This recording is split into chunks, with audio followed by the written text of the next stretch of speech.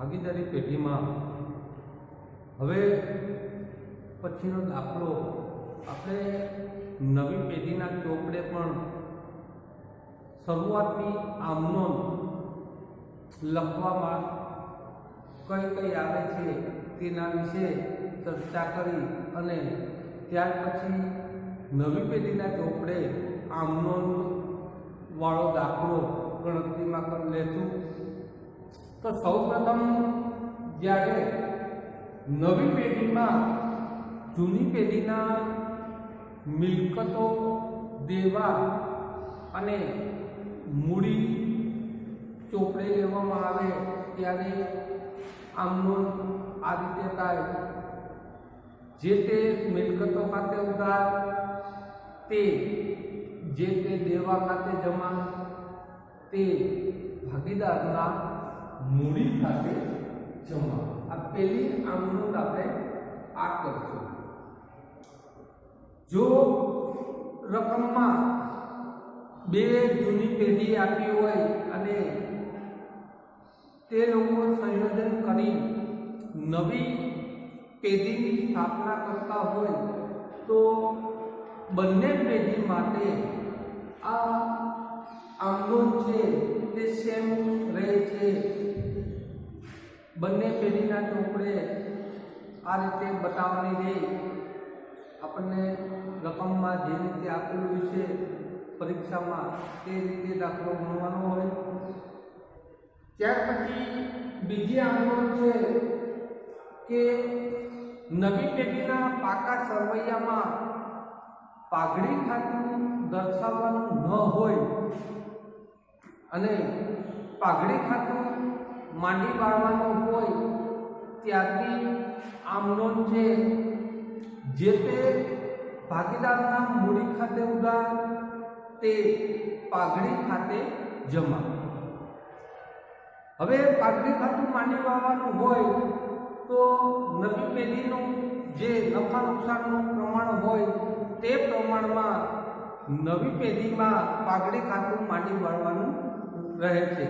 ત્યાર પછી ત્રીજી આમનોંધ છે આપણી, જો નવી પેઢીમાં ભાગીદારોની નિશ્ચિત મૂડી આપણને આપવામાં આવી હોય કે ભાઈ નફા નુકસાનના પ્રમાણમાં બધાએ આટલી મૂડી રાખવી અને જો કોઈ ભાગીદારની મૂડી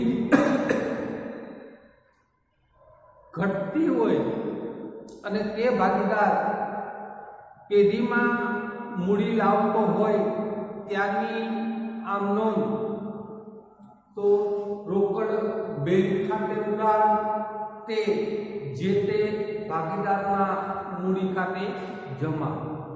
અમુક દાખલામાં એવું પણ આપવામાં આવે છે કે ભાઈ વધારાની મૂડી છે તે જે તે ભાગીદારના ચાલુ ખાતે લઈ જવી અથવા તેને પરત કરવી. તો પેઢીમાં જો કોઈ ભાગીદારની નિશ્ચિત રકમ મૂડીની જે નક્કી કરી હોય તેના કરતાં વધુ હોય અને ભાગીદારને પરત કરવાની હોય તો તેના માટેની આમનોંધ છે કે જે તે ભાગીદાર ખાતે ઉધાર, તે રોકડ બેંક ખાતે જમા. આ રીતની આમનોંધ નવી પેઢીના ચોપડે થાય છે. હવે પછીનો દાખલો આપણે નવી પેઢીના ચોપડે આમનોંધ વાળો આપણો હવે પછીનો દાખલો છે તેજલ અને સેજલની પેઢીનો, જેની રકમ આ મુજબ છે.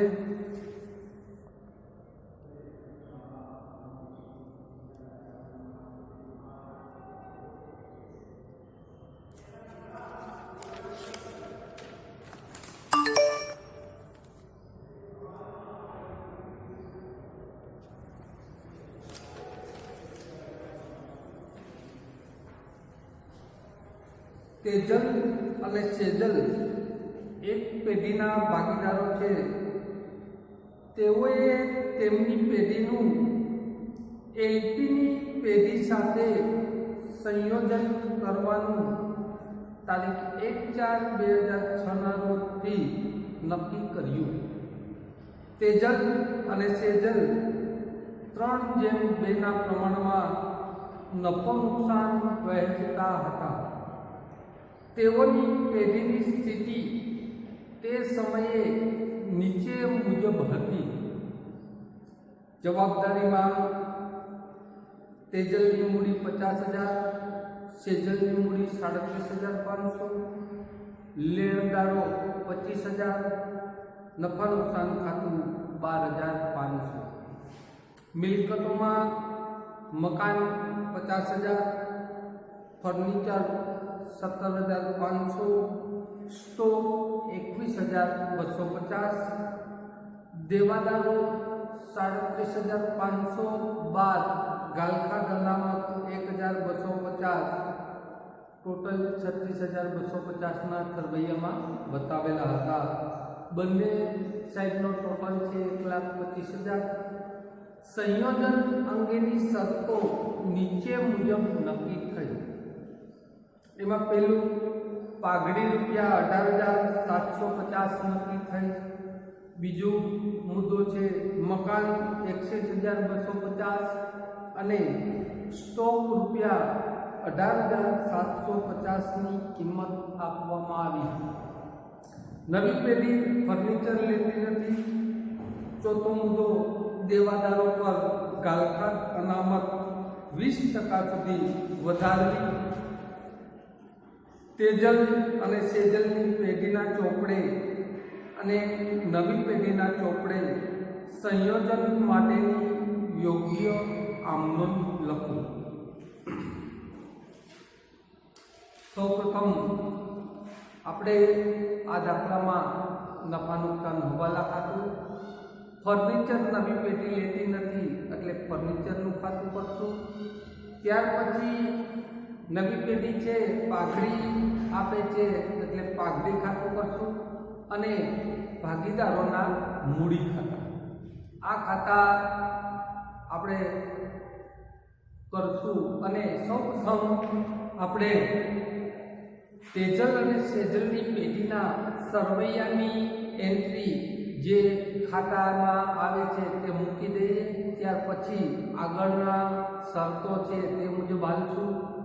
તો સૌપ્રથમ ભાગીદારોના મૂડી ખાતામાં આપણે તેજલની મૂડી છે 50,000 અને સેજલની મૂડી 37,500 છે તે જમા સાઈડ લખશું.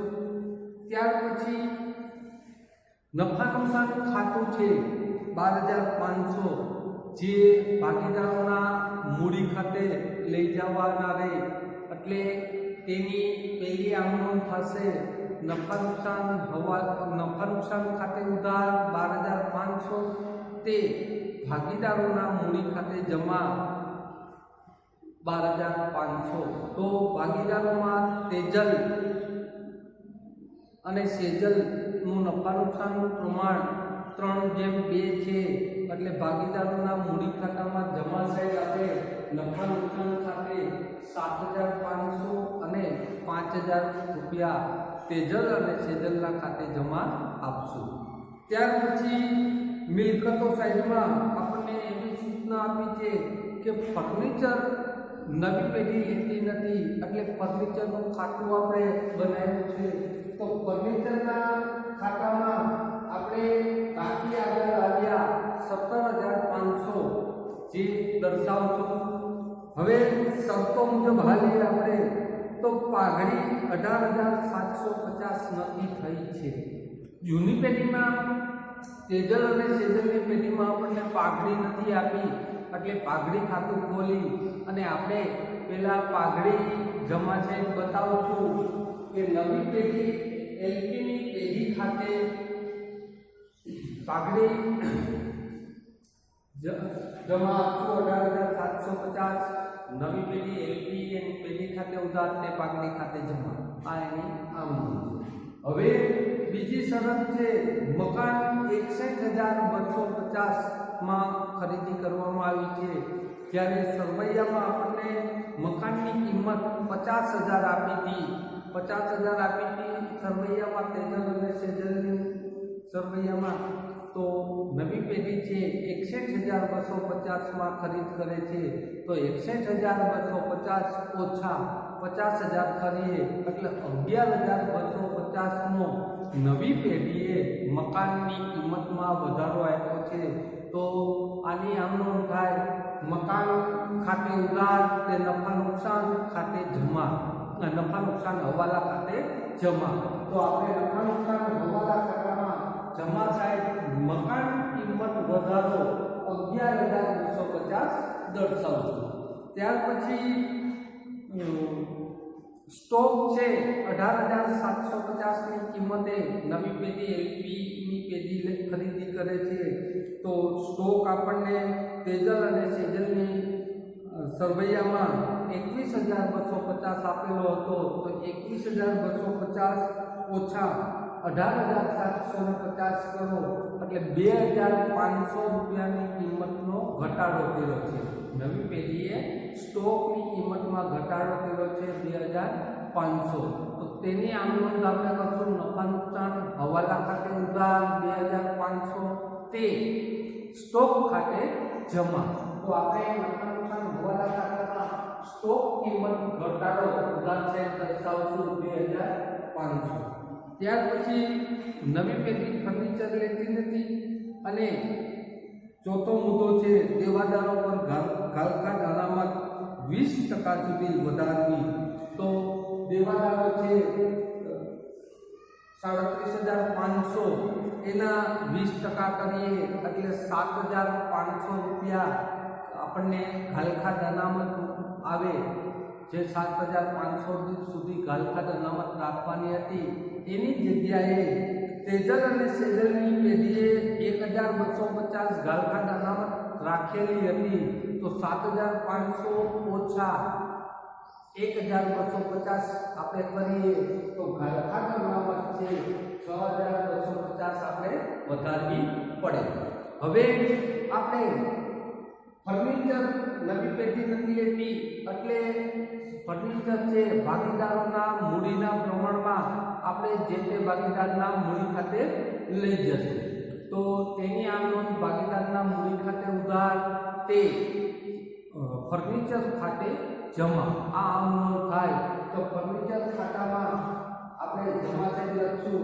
ભાગીદારના મૂડી ખાતે તો મૂડીનું પ્રમાણ કેટલું આવ્યું તો કે 20:15 તો તેજલના મૂડી ખાતે 10,000 અને સેજલના મૂડી ખાતે 7,500 આપણે લઈ જશું તો ભાગીદારોના મૂડી ખાતામાં ઉધાર સાઈડ આપણે દર્શાવશું ફર્નિચર ખાતે 10,000 અને 7,500 હવે આપણે નફા નુકસાન હવાલા ખાતું બંધ કરીએ તો નફા નુકસાન હવાલા ખાતામાં જમા સાઈડનો ટોટલ છે 11,250 તેમાંથી સ્ટોકની કિંમત અને ગાલખાટ અનામતની રકમ આપણે 8,750 બાદ કરીએ તો 2,500 રૂપિયા આપણને નફા નુકસાન હવાલા ખાતામાં નફો મળે જે ભાગીદારોના મૂડી ખાતે લઈ જવાનો છે તો ભાગીદારોના મૂડી ખાતે કયા પ્રમાણમાં તો કે નફા નુકસાનના પ્રમાણમાં તો નફા નુકસાનનું પ્રમાણ 3:2 હતું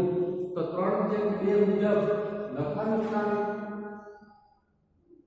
હવાલા ખાતામાંથી નફો છે તેજલના ખાતે 1,500 અને સેજલના ખાતે 1,000 રૂપિયા આપણે લઈ જશું તો તેની આમ નોંધ કઈ થશે તો કે નફા નુકસાન હવાલા ખાતે ઉધાર 2,500 તે સેજલના મૂડી ખાતે 1,500 અને તેજલના મૂડી ખાતે 1,500 અને સેજલના મૂડી ખાતે 1,000 રૂપિયા જમા આ રીતે આપણે આમ નોંધની બીજી અસર છે ભાગીદારોના મૂડી ખાતામાં નફા નુકસાન હવાલા ખાતે નફો તેજલ 1,500 અને સેજલ 1,000 રૂપિયા જમા આપશું હવે ભાગીદારોના મૂડી ખાતા આપણે બંધ કરીએ તો ભાગીદારોના મૂડી ખાતા બંધ કરતા તેજલના મૂડી ખાતાનો ટોટલ છે 70,250 અને સેજલના મૂડી ખાતાનો જમા સાઈડનો ટોટલ છે 51,000 હવે તેમાંથી આપણે ઉધાર સાઈડની રકમ છે બાદ કરશું તો 70,250 તેજલનો જે જમા સાઈડનો સરવાળો હતો તેમાંથી ફર્નિચરના 10,000 રૂપિયા બાદ કરીએ એટલે તેજલના 60,250 આખર મૂડી વધે. તેવી જ રીતે સેજલ છે એના 51,000 રૂપિયા હતા તેમાંથી 7,500 ફર્નિચરના આપણે બાદ કરીએ તો 43,500 આખર મૂડી આપણને મળે. 60,250 અને 43,500 આપણે નવી પેઢીને મૂડી સોંપશું એટલે એની સામે લખશું નવી પેઢી એલપીની પેઢી ખાતે લઈ ગયા. તો આની આમ આપણે આ રીતે કરવાની રહેશે કે તેજલના મૂડી ખાતે ઉધાર 60,250, સેજલના મૂડી ખાતે ઉધાર 43,500 તે નવી પેઢી એલપીની પેઢી ખાતે જમા 1,03,750. આ રીતે આપણે એન્ટ્રી આમનોન લખવાની હોય છે તે લખશું. હવે એક આમનોન આપણે એ રહી ગઈ કે લેણદારોની છે. લેણદારો આપણે નવી પેઢીને સોંપવા માટે આપણે લેણદારો ખાતે ઉધાર 25,000 તે નવી પેઢી એલપીની પેઢી ખાતે જમા 25,000. આ રીતે જૂની પેઢીના ચોપડે આપણે આમનોન સાથે દાખલો ગયો. હવે નવી પેઢીના ચોપડે આપણે આમનોન પૂછી છે કે નવી પેઢીના ચોપડે સંયોજન માટેની યોગ્ય આપણે તેજલ અને સેજલની મૂડી પેઢીની ચોપડે આમનોન અને ખાતા દોરાતા અને એની સમજ મેળવી હતી. હવે નવી પેઢી એલપીની પેઢીના ચોપડે સંયોજન પછીની આમનોંધ આપણને દાખલામાં પૂછી છે તો એલપીની પેઢીના ચોપડે આપણે આમનોંધ લખીએ તો સૌપ્રથમ આમાં બીજી કોઈ વિગત વધારાની નથી એટલે એક જ આમનોંધ આવે છે. તો પેલી આમનોંધ 1/4/2006 રોજ આપણે જૂની પેઢીની મિલકતો અને દેવા અને મૂડી નવી પેઢી એલપીના પેઢી ખાતે લઈ જાય છે એટલે એની આમનોંધ થશે કે પાઘડી ખાતે ઉધાર 18,750, મકાન ખાતે ઉધાર 61,250, સ્ટોક ખાતે ઉધાર 18,750, દેવાદારો ખાતે ઉધાર 37,500 જે આપણે કુલ દેવાદારો સરવૈયામાં તેજલ અને સેજલની પેઢીમાં આવ્યા છે તેને ધ્યાનમાં લેશું. ત્યાર પછી તે લેણદારો ખાતે જમા 25,000, તે ગાલખાન અનામત ખાતે જમા 7,500, તે તેજલના મૂડી ખાતે આપણે મૂડી ખાતામાં 60,250 આખર મૂડી એલપીની પેઢીને સોંપવા માટેની શોધેલી 60,250, તે સેજલના મૂડી ખાતે જમા 43,500. આ રીતે નવી પેઢીના ચોપડે આમનોંધ આવે. જો નવી પેઢીના ચોપડે પાઘડી માંડી વાળવાનું એવું સૂચના હોત તો આપણે પાઘડી ખાતું નવી પેઢીના ચોપડે બનાવી અને આપણે તે માંડી વાળે ભાગીદારોના મૂડી ખાતે લઈ જાય. તેવી જ રીતે આમાં કોઈ મૂડીની આપણને સૂચના નથી.